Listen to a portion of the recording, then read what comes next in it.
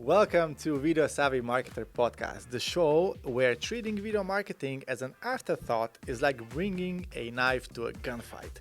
Poorly unequipped and dangerously ineffective. I'm Uros, founder of Movie Media and your guide to making videos that don't just participate but win the marketing race. God, who wrote this? Anyways, today I'm talking with my good friend Matic, and I can hear some of you screaming at your phone, Uros, who cares about your bromance with some guy named Matic?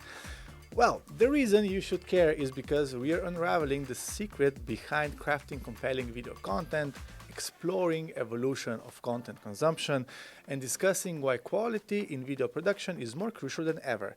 Because let's face it, in this day and age, creating content that stands out is not an easy task. So whether you're a seasoned marketing manager with more hours of video than sleep, or a newbie who thinks Final Cut is just a really obnoxious hairdresser, this episode is packed with insights and stories. So buckle up, or since we are all about video, adjust your screen brightness and let's start. Hello there, Matic. Hello, Uros. How are you doing today? I'm really good. It's Saturday today, so there was a little bit of work. I was actually doing some video production today. Oh, wow, okay. Some video production. I don't do it so much lately, but we were just putting together, we are putting together a small product on our family business. So today I was basically, because I'm a perfectionist. And I know that, yeah. in this regard, and so it's like there's some videos that we did. It's an online program. So we will take some videos from the bigger program and create a smaller one. But of course, at the beginning we have like a nice title. And of course, I put the logo of the program and everything. And now this doesn't work anymore, so I have to, I have to change the titles and like the video, like the title animation at the beginning. So yeah, I was doing a little bit of that, and also like finding like some production mistakes and stuff like that. That's really important, So I'm glad that you are is peculiar the right word? Yeah, I don't know. Like know. Perfectionist. Like when I'm talking to my wife, she's the boss of this family business. She always says that I'm complicating too much. But this is since we're probably going to talk mostly about video production today in this podcast. Of course, content is always has to come first, like the quality of the content. But for me, it's also the quality of the production. It's, when people say, you can just do it with your phone. Like we were doing stuff with our phones, but no, dude, like when you start to sell things for more than 50 euros, I think you have to like up your game. You have to invest a little bit. Like, not everyone, for instance, like not everyone can afford like your company and your level of production, but like I think a lot of people should like try to like get to a point that they can afford like professional production. I think so. I agree, but not because I am doing this and I'm like thinking, okay, maybe I'm going to get more business out of this. No, because if you outsource this, then you can think about stuff that really matters to you, which is like the content itself. Exactly. So that's because true. if you're like, if you're thinking about the content, the value for the watcher and the listeners, and then at the same time like thinking where you're going to put the camera and if the microphones are going to work and everything, it's just too much. That's for sure. Like I can speak to like different kinds of like businesses and companies, but I think the best for today would just be to focus on our family business that we're doing with my wife. I mean, I'm just mostly helping there. But like, as you said, I was always the one who took care of the technical part of the video production. So my wife, she was really able to focus on the content, like to writing up like podcast episodes and all of those things. So she didn't like, she just like, even now, like she just sits down and like I press record and we record. She never had to worry about like anything. And because if she had to make her own videos, first of all, videos would not be at this level, and they wouldn't be as many for sure, because like once you have to like edit and stuff, you don't have you don't have the time for that. I mean, everybody has 24 hours in the day. Yeah. And, usually like a normal human being sleeps around 8 to 7 hours. You have people who sleep only 5, but there are not many of them. I need my 8, or even like I enjoy even more. And then you work, and then you need to have your social life also, Exactly. Plus, like there's another thing. I think some people, when it comes, like video production is a peculiar work. Like as you said before, and here, if you don't have the eye for aesthetics, if you don't have the feeling, for like the cuts, even if you just, I don't know, edit a podcast episode or some video from like an online program, it matters how the cuts are done. It matters that you do a little like punch in, punch out stuff like this. And some people, they just don't have the feeling for that. And that's why it's important that like as soon as you're able to, you find like someone like you or me, even like a freelancer or someone who has a little bit of passion for this, for this kind of work. I think this is very important because, as I said, it's my wife calling me now on my phone, but like I won't answer because I'll rather talk about her. Awesome. Yeah. Okay, so, just before we move on, just like quickly tell us what you do and just tell us a little bit about yourself. All right. Yeah, it was we jumped right in. So me, I've been an entrepreneur my whole life. Worked in startups, had my own startups for many years. Lately, I've been more on the consulting part. So like not even consulting, but like running and helping and advising marketing teams, mostly in B2B. I work with a big nutri-cosmetics producer, with the company's marketing team. We also do a lot of video there. We do a podcast and everything, but I also have a lot of experience building this like small business that's not so small anymore, together with my wife, building her program of nervous system regulation and trauma healing. A lot of video there too, like the product got pretty big. A lot of content on let's call it the B2C business with my wife, and also on the B2B we do a lot. So for the last couple of years, video is quite prevalent. It is, huh? Like everything you do, you basically try to put in a video format and then like repurpose down like all. And dude, it's so much work.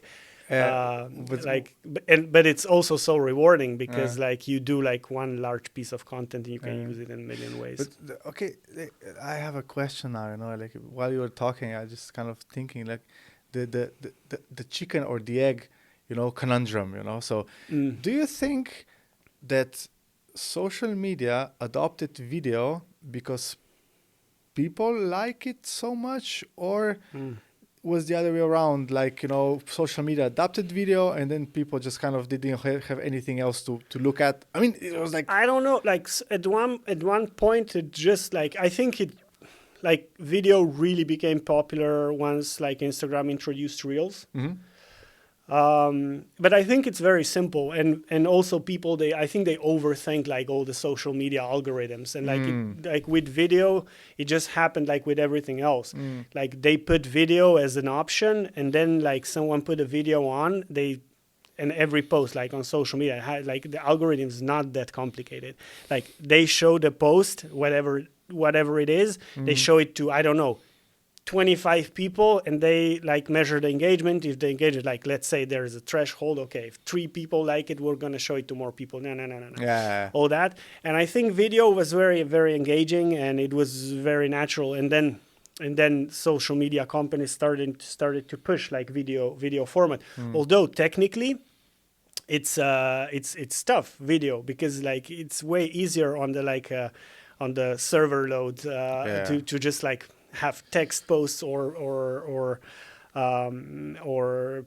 image posts compared to video. That's why I also think, for instance, LinkedIn is not pushing video so much, and probably they're like one of the reasons must be there, that maybe like video for them, they don't have like the server optimization for that or something like that, but like we don't know the full story. No, we so don't like, know. maybe you have to get another guest to explain this. Like this is a very uninformed maybe next opinion. Season we'll see. But yeah, anyways, so you are, as you said, like with your wife, you're working a lot on video. So tell me a little bit like how your process looks like, or how did it look like in the past, and how it looks like today. Yeah, so we evolved the whole creative process quite a lot. So I can also talk about the whole funnel, how it looks like and everything. But maybe like this is going to be interesting how we approached it. So at the very early stage of the business, my wife decided she's going to start recording a podcast, and it's like the podcast got quite successful from the beginning. Now it's like still nicely growing.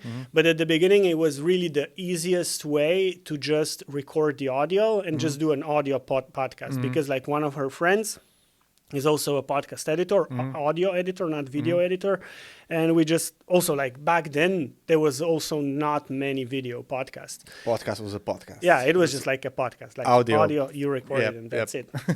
So we had some equipment at home because during COVID, I had a lot of like online stuff, workshops and everything. So I had like a nice, it was not even that nice. It was like this Yeti, like Blue Yeti microphone, like USB, you plugged it to the computer, and she started recording on that. But then we had this idea because the podcast got really good. We said, and we were doing like stuff on social media, mostly posts, like she did some reels and stuff, but like, she was doing it on her phone. And then I got this idea. I think actually I got it from you that, like this idea of repurposing. And let's say I said, okay, why don't we record the podcast and then cut the reels out? Exactly. And we started to record a couple of episodes, but then we had the first obstacle was who's gonna cut the reels. Because like my wife is French and I don't speak French, so okay, who's gonna cut the reels? No one. Like she's not gonna do it. So we actually found a pretty cool tactic how to do reels, and I still believe that is a better tactic and it's like faster and everything. But now we do it as we intended then, because we have an editor, like a video editor that cuts. But we actually we recorded the audio episode normally. But since the audio episodes were mostly written, not like a teleprompter written, but like we had there was quite a lot of content that you could like basically go over and say, okay, this could be a reel, this could be a reel, and this could be a reel. And then we took the camera, that was like an old Canon M50. It was like not even 4K. So I had to turn it around to get the right resolution for like better resolution for reels.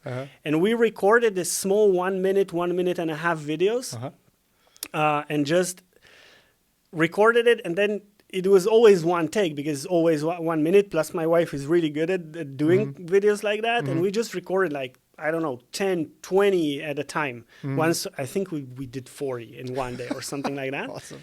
And then it was like the production was super straightforward because you didn't have to like watch the whole episode, say, okay, this is the reel, cut it out. You was just like, just import everything in Final Cut, cut the beginning at the end. I don't know, maybe we did some like frames at the end, like episode this and that, listen more on Spotify, blah, blah, blah, something like that. Export, upload to, I think we still use vid.io for captions, a little bit of music behind, and that was the reel done. And I think this is still the fastest way of doing reels. But now we don't do it like this anymore. Now we do it like as it was intended. As I said, we record the whole video podcast, and then the reels are cut out. Yeah.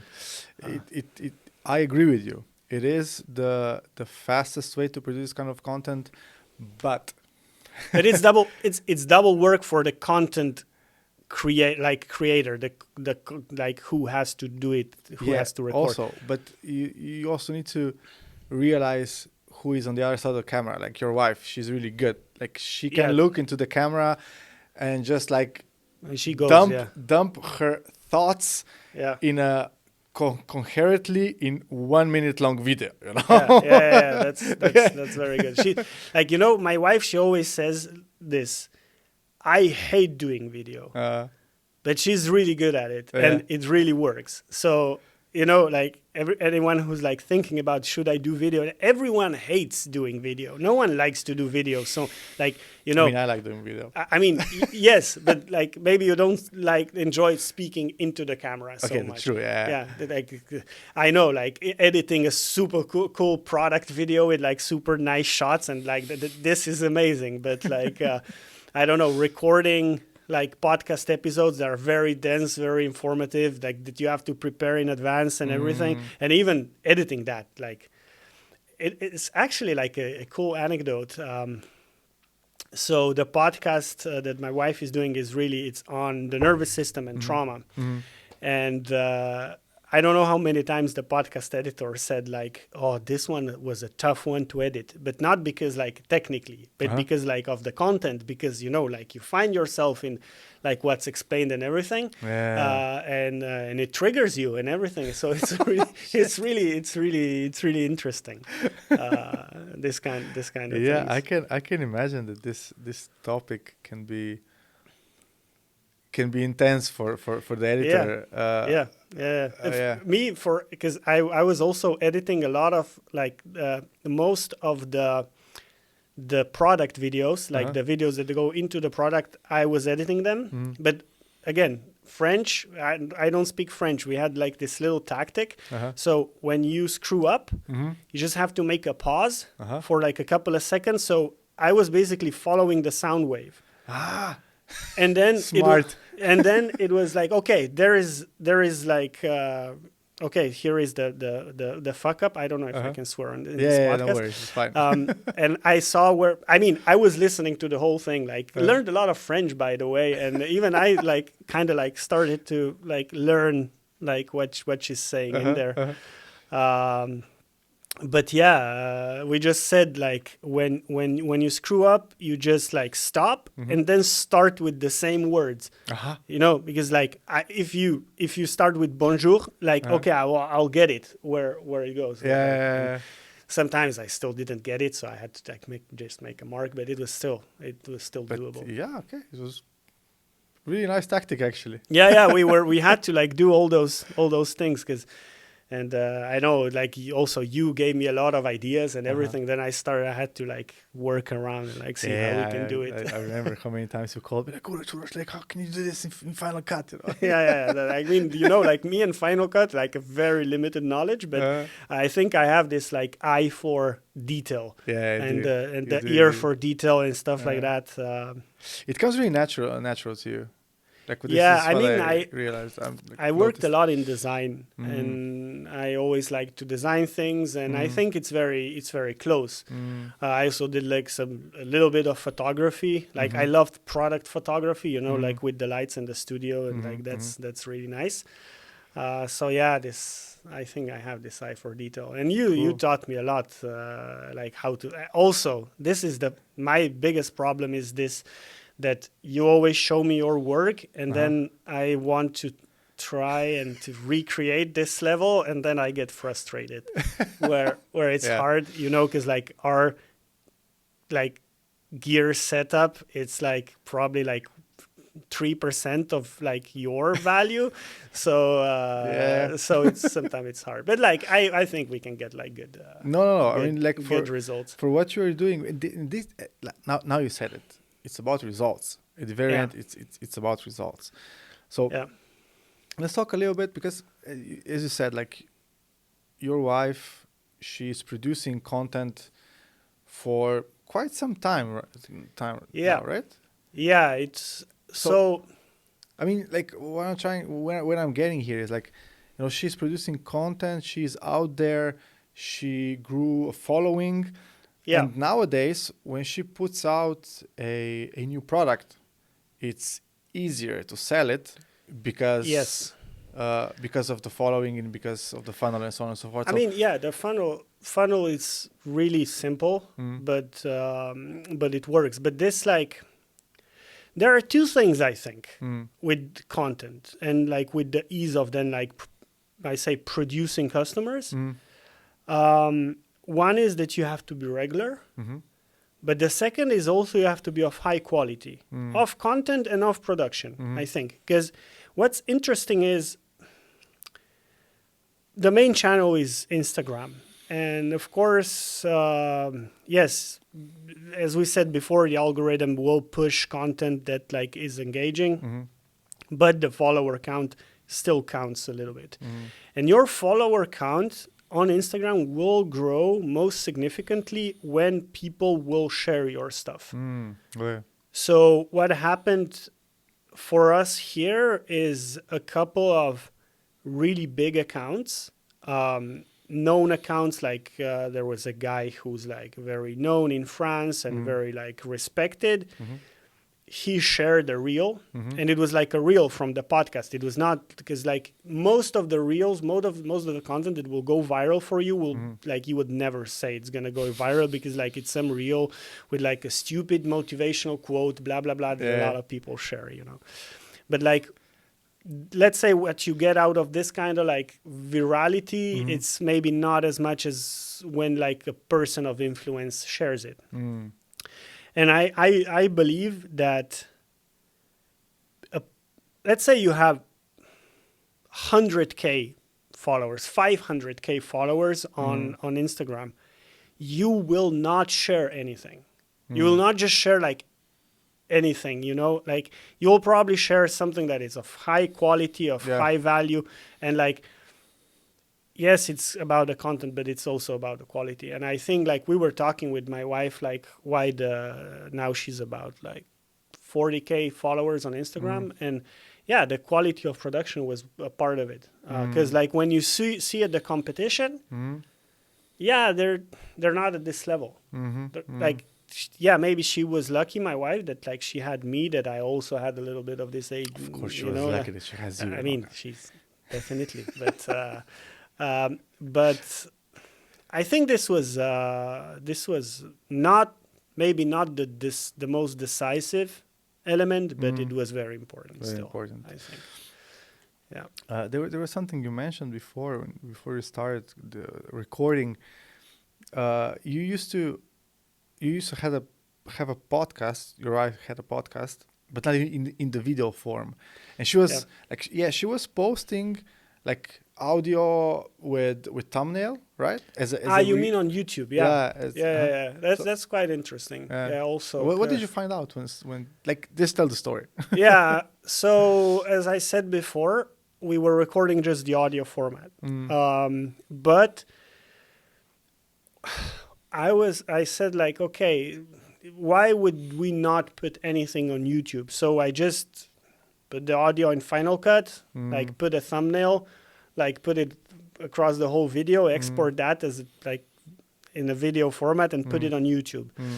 And it was not even close to the listens on the audio platform. So for instance, we got on this some episodes that were quite successful, but it was mostly episodes with guests who also like put a little bit more of their promotional power behind it. And then on YouTube, even this audio format got a little bit more views, but mostly it was around 250, 300 views average over like, let's say 2 weeks, because the cadence is 2 weeks for the podcast.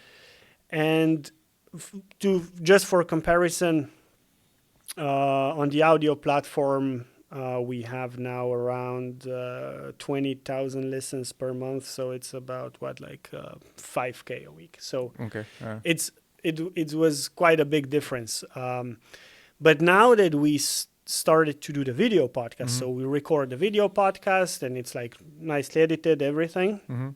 Now all of a sudden the views constantly go over 1,000 on a weekly basis or bi-weekly basis. So somehow, the proper video format works way better. And people somehow, they listen or watch the podcast on YouTube a lot. Yeah, like this is such a mystery to me. Yeah. Like I seriously don't understand. Like, okay, it's fine. Like I accept it. Awesome. Great. That's why I am doing video podcast also, you know? Yeah. But it's such a mystery because like I don't listen to, I'm lying. Lately I started to listen to podcasts on YouTube, but why? Because like algorithm gave me a couple of things.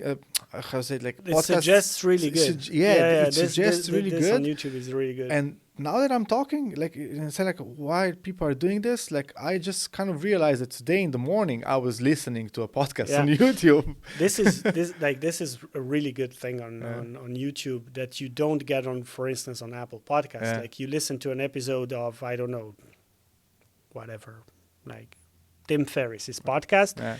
You listen to an episode and it won't like suggest you an episode from Andrew Huberman on a similar topic. Exactly. Yeah. You would. I don't even know if you get that on Spotify, but like on YouTube, you just get like a ton of suggestions. So this is really good, and maybe people they also like that. Yeah. I also heard the theory. Again, a friend of mine told me that like he's a IT guy. He's coding. And while he's coding, from time to time, he has to do like some mundane codes that you don't need your brain power, muscle work. So he puts a podcast in the back while he's working.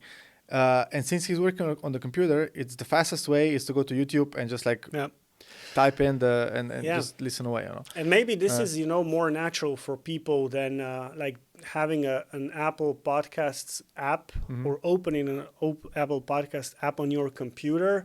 You just go on YouTube. So maybe also this like, and people probably listen to it like during work and stuff. And I guess there's certain percentage of people they also watch while they it's like a show basically. Exactly. Although there's just like a person sitting, like we're sitting and like looking at the camera and like explaining things. So. But on the other hand, if you think about this older TV shows, it was like that. It was like that. It is like that, I think it's more connection, and also sometimes it's especially if you don't if the language of the podcast that you're listening is not your mother language, mother tongue, like it's actually nicer to watch the person speaking, and a lot of times you also have like subtitles and everything, so it's easier to consume. Yeah, because you through visual channel, if I can say it like this, you get so much more information. Like we human beings, when we communicate with each other, like voice is like what 20% or something, or like I don't know the exact numbers, but it's like really we see the body language, all of these small details are information that then in our brain we form a opinion, we form a message or whatever. You can get a lot more over in the video format. Like let's leave the long form video podcasts. You will usually, although I also saw that more and more, that people are like editing in stuff, into even the longer format podcasts. But for instance, a 3-minute video, you can have captions, like not this like subtitle caption, like captions. You can have images, you can have slides, you can like have stock footage, you can have like your own B-roll footage, like edited in, and like you can make those videos really dynamic. You can like play on the emotions. Like, by the way, you taught me all that. Like, you should explain it. But like, it's you can get a lot more across Yeah, of course. in video format Because- than just audio. Because like this is how we are used to communicate. Like we Yeah. look at each other, we look in each other's eyes, and we are talking. Yeah, The only this is how this is my philosophy, how I see it. The only difference between video and real life communication is the fact that video is just one-way channel. Yeah. Because you're just like you are broadcasting it. You're not receiving feedback in real time. And probably with AI and everything, like this is also going to change. You're probably going to have like meaningful conversations with Chat GPT avatar or something like in a couple of years. Maybe the technology is not there, but like I imagine that could be the next thing. And also like, also platforms like Spotify, which is like really an audio first platform because of music and everything. They encourage you quite a lot to actually, because you have the option to upload like video format, like for the podcast and everything, you can do video. And then usually like, I don't know, I guess we use Anchor or like Spotify for podcasters as a like a creation platform. Basically, you can just upload the video format podcast on the platform, and then it will still like redistribute just the audio and stuff. So this is very well made, and Spotify is actually pushing video a lot. I guess they try to compete with YouTube, or they even saw like what you said before that like still a lot of people they listen to stuff on YouTube, and I guess they try to compete with YouTube. Maybe. Yeah, interesting. Tell us a little bit about your funnel, because just because the whole How it works and the whole thing, like if you look at it from afar, then it kind of everything like really super works. But if you just look at you're producing videos. And then just the money comes in. Yeah, It's. I mean, the funnel is pretty simple. It's so we have two main channels for traffic. One is the podcast, and the three now with YouTube. So you have the podcast on all the audio platforms, YouTube and Instagram. And Instagram is mainly repurposed content from the podcast. So, and then all this, let's say, traffic that we get on the social media platforms and everything, we try to point it to a lead magnet, which is it's simple, but it's quite sophisticated. It's simple technically, but quite sophisticated on the content side. So basically, we created this kind of like anxiety test. It's like where your anxiety comes from. And then when you do this test, then you have to like leave your email to get the results and everything. And then after that, our goal is to provide as much content as we can. Basically, first we try to explain more in detail, like if you could get this result, it means this, or it's an email automation that we are actually right now thinking to include way more video in the emails. Right now in this one we still don't have it with the videos, but we will. But basically what we try to do is to lead the people to join the wait list for the big program. And once the people are on the wait list, we have 2 cohorts a year. You basically, when you have the new cohort, you have the more or less the launch campaign, which lasts I think 6 weeks, and you have some so basically you have some Instagram lives and everything, but you also have emails that only the waitlist gets, things we record quite a lot of interviews with previous clients and everything. We send this over. We actually used a couple of those interviews to make podcast episodes out because they're really awesome. So basically, we get them on the wait list, we animate the wait list, and we do the launch like protocol. And basically, twice a year we open up the cohort, and the last cohort sold out in 10 minutes. Wow.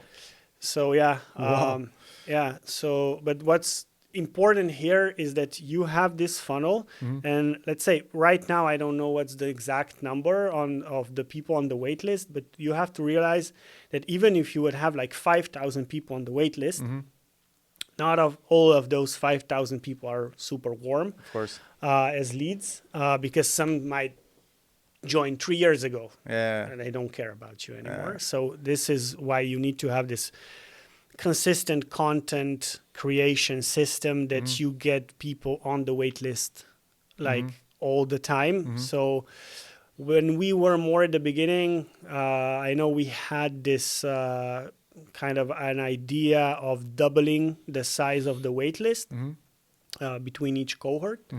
Now I think it's a little bit less because it's quite extensive. And right now, the thing is that the program is still done in a way that it's not unlimited. You can still have like around 50 people per cohort. So we don't need to grow the wait list so much to get those 50 people. But as you think about the future and how would you like to grow the program, grow the business and everything, now we're starting up to ramp up like all the activities that will help us grow the audience, because we want to bring the program to a point that we could like take more people but still provide the same level of results. And this, then let's say now you have 50 people, and let's say you would like to have 200 people, 500 people per cohort. 50 right now, I'm not going to say it's easy, but we know how to do it. But converting 200, 300, 500 people, that's a whole nother game. I agree. So you will need a lot more people coming into the funnel, converting to the wait list, all that. And again, like you want to grow this. The only way we can do it, because we don't do any paid like advertising or everything is organic, is you need to ramp up your content production. So here we have to already start thinking about then like where are the bottlenecks of that? Like then it's I love this idea of being oversubscribed. This comes from a book that I'm reading right now. Daniel Presley, and he's also like has this philosophy that puts out free content, which is like educational content, informational, like whatever, just like put it out there, get people.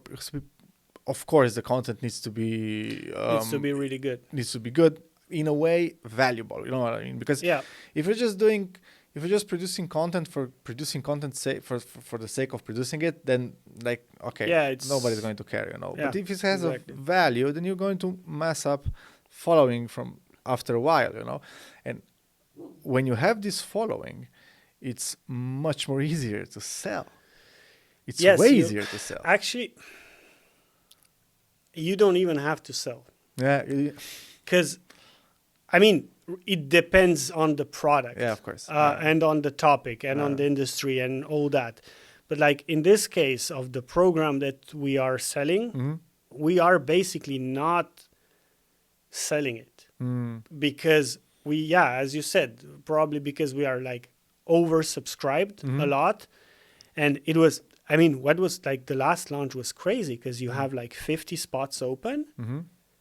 They go in 10 minutes, but then you also get like 150 emails because people were already like putting things, because we still do a little like clarity calls, and you have to do it on Calendly. You have to book your call. And people were like, oh yeah, I'm here, I'm getting it.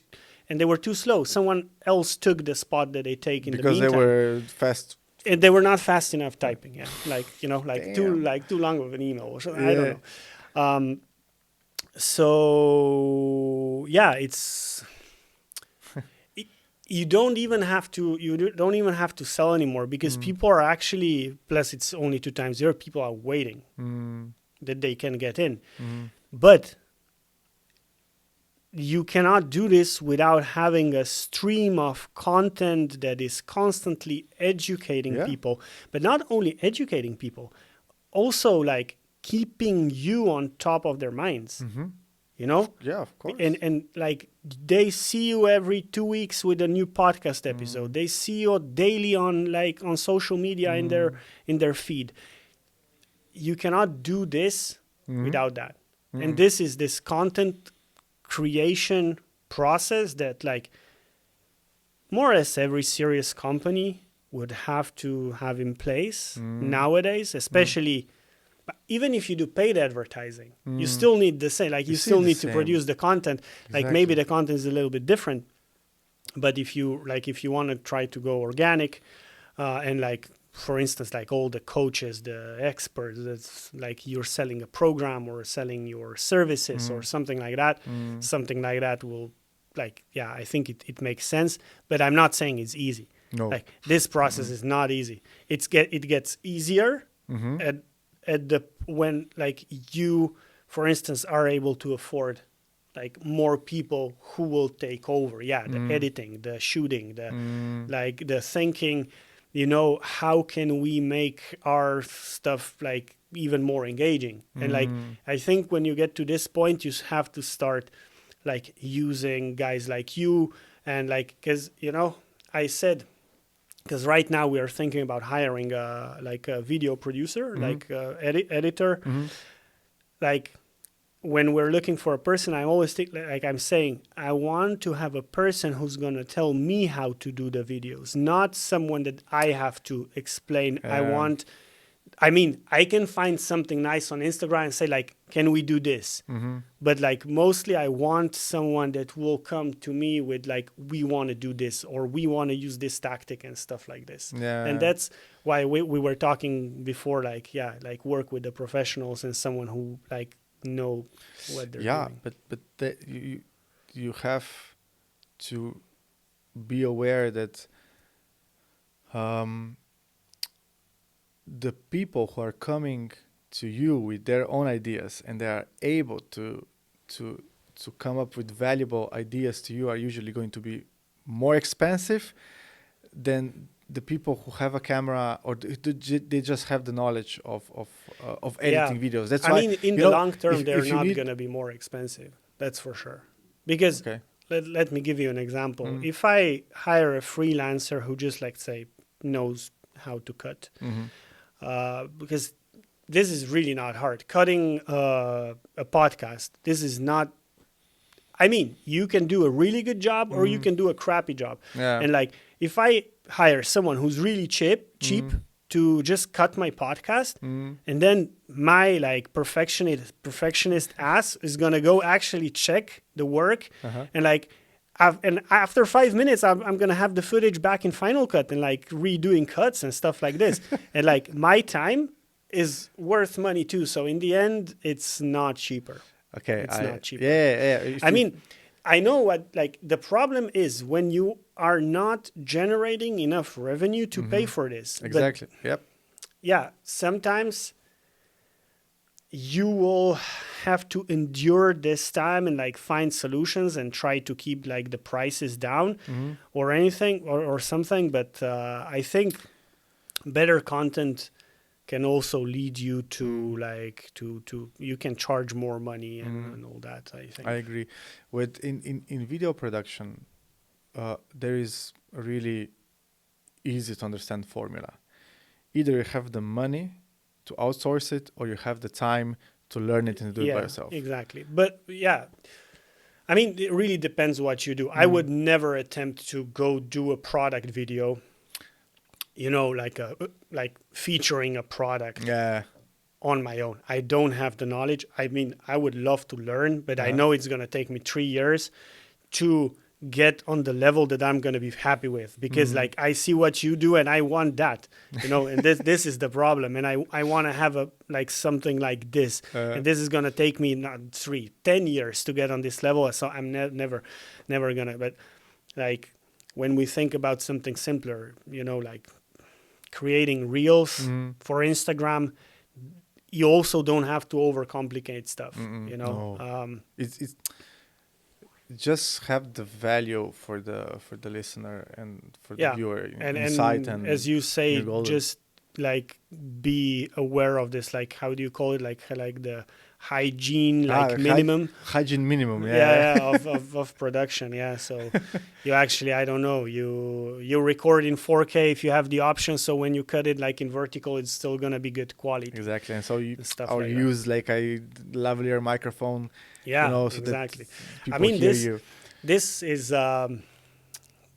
oftentimes people will say you don't need much equipment, and it's true, you don't need much equipment, but the difference between equipment worth 300 euros or 1,500 euros can be really big.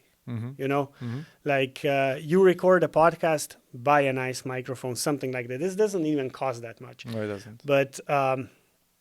But I think as you progress in your video production, you also have to progress in do better quality and stuff. Because in the end, I think it adds to like the mosaic of value, and it means a lot. I mean, it's one of the cogs in the whole story, in the whole picture, and like if all the cogs are connected and they are turning, then you're going then some kind of you always have a result at the end. But if there is a gap between two cogs and the turning stops somewhere, well, the result is not what you were expected, right? But also like think about, you probably like listen to, I don't know, 2-3 podcasts, or like if I ask you like, tell me which are really good podcasts that you like, you're probably not going to say, you're not going to mention a podcast that is not done well. No. Like all the big podcasts, all the like podcasts that people like, none of them are done shitty anymore. No. So don't listen to this like just start things. Like, start. You need to start, but you like think about the quality. Like right now, if you start putting out bad quality content, it's just gonna clog the internet, nothing else. Yeah, and it can hurt your reputation. Also, it can hurt your reputation, and there's always there's one thing because when I started like 3 years ago with producing content, I had like huge problems with myself, like my self-worth and so on and so forth, and like, but I was listening to all those gurus and I just start, Yeah. But there is one piece of information that I think they should add in there. Just start, but if you don't like it, you don't have to post it. Yeah, exactly. I mean, because I produced a lot of content that I never posted, never used, but that just going there and just producing it, just editing it and filming it and everything just made me better, Yeah. But like take for example, you want to have a nice dinner, right? And you open your fridge and you see what you have inside. And let's say first example, you don't have all the ingredients. What will do? You'll go to the store to buy like what's missing. But let's say, okay, you start making the meal and you burn it. Are you still gonna eat it? No, you're gonna make it again. And this is like the same. You're gonna make a shitty video. Yeah, don't post it. Make another, and like, because nowadays there is so much good content out that bad content doesn't cut it anymore. No, it's simple. Yeah, it's simple. And I think a lot of people, I think they will not agree with me, and maybe I'm a little bit more on, like, let's say your side on like how things they should look and everything. But I think it's really important at the end of the day. Again, yeah, sure. Like if you take into consideration TikTok, for example, the quality there is shit. Like Yeah. from Yeah. where I'm coming from, That's from really like- cinematographic side, whatever, blah blah. And Yeah. it's okay, it's fine. And people like it gives you a feeling of being genuine. If you have this kind Yeah. of crappy Yeah. iPhone footage, okay, yeah, sure. I mean, it really but there's a depends time. what you do. Yeah, it's a time and a place for that. Yeah. If you're a like multi-million-dollar company, and you are producing all of your content with the phone, I think you're doing something wrong, because as I said, yeah, sure, you can do it. I mean, like, it's really- it can be part of it can be done by phone. But if you have a product that's like $100,000 worth, you're selling it for what, $100,000. I don't know if you're going to convince somebody that thing is worthy 100K if you present them with a video from a phone. I mean, this really depends like what you're trying to do, because if you want to like just you go on like what I watch on Instagram, it's like mostly like stupid memes. Yeah. Those Guilty. memes, those memes are not there to sell me anything. No. It's just they're just there for my entertainment and like me having a good time, like watching them. And yeah, the quality doesn't really matter. Like usually like the shittier that it is, like the better. But once you want to do something as a business, and like every business, like people say like provide content, provide content. But at the end of the day, you have to sell something. You have to, because otherwise you will not survive as a business. Exactly. Like, and maybe for some businesses, like stupid memes work as content. But like mostly, as you said, if you wanted to sell 100K worth of like a product, like let's say like you produce machines to make something, like I think you better have like a good quality content and video, and like, because nowadays it's also not that hard anymore. It's if you do not know, or you're not able to put like, let's say like nice videos out, then you just didn't do your homework, I think.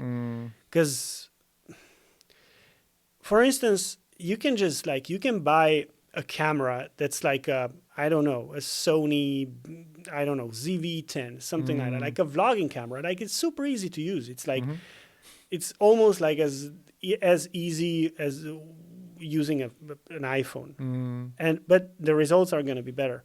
But then, yes, I understand it's a lot more like work. Yeah, you need to have like professional software. You need to have like, you have to solve the storage. You need to have like a good enough computer and everything. But I will say this: if you're serious about building a business with video, then be serious about it. Exactly. Yeah.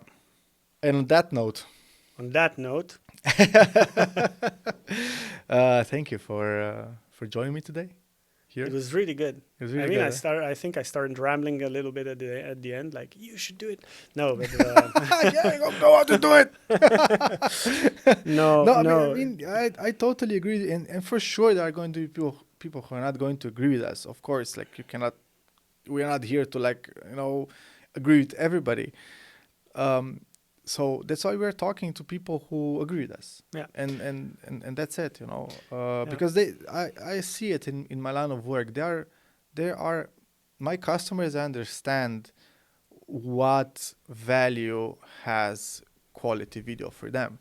They know that if they're going to pay, let's say, I don't know, 5K for a video, they know they can make a 100K business with this in the next 5 years. Yeah. So this is the way they are looking at it, And if you're not looking in this way at video production for product videos and so on and so forth, don't pay 5K for a product video if you don't have a strategy behind how you're going to because product video is a tool. It's just a tool, and if you don't know how to use it, you're going to overpay it. You always overpay it, even if it's only 500 euros. Exactly.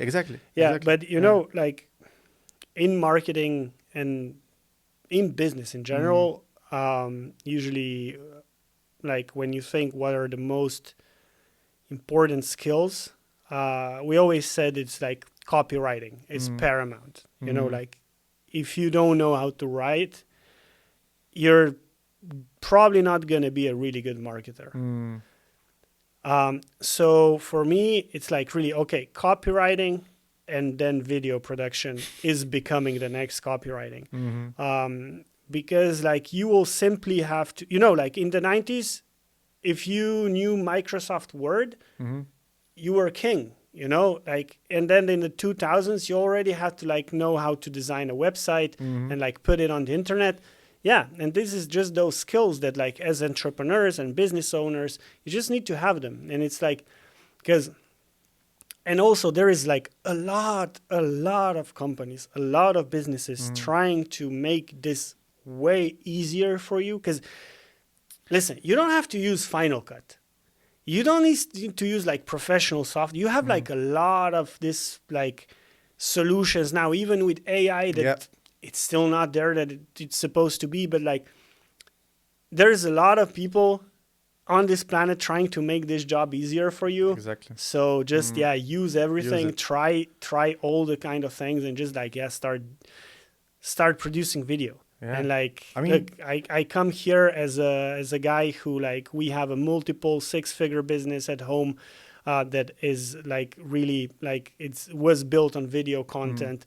I work with a B2B company, like multi-million-dollar company, like that, like is also, we are utilizing video like a lot in marketing. So there's, I think, the results, they speak for themselves. Yeah, because like, as you said, if nothing else, if you just want to dip your toes into it, you know, okay, use a phone and then go on Fiverr and find somebody there who is going to like where the investment is not going to be that much, and just try it out. But just dip your toes in and see what happens. But I mean, I think we are coming into an age. We are already in this age where without having video content, you cannot play along with the big guys anymore. Not even with the big guys. Like you not even like you cannot play with the small guys. You know, like you cannot play at all. Because I mean, you would need to have like something very specific that like a blog will still work for you, or even, you know, like if we can, I know we want it to end, but like there's, you know, like when you say video. YouTube, for instance. YouTube is not only a video platform. YouTube, for instance, is an SEO platform. So you have like without the video, you cannot go on. Okay, you can have an audio like thumbnail, blah, blah, blah. But then like what's equally important as the video is like your show notes. You need to have your show notes really well written. You need to have like the timestamps that will like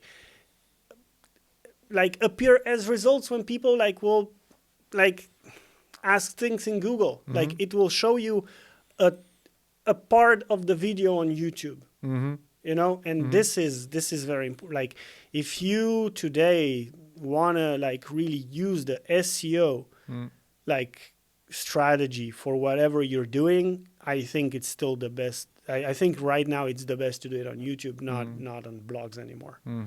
Yeah.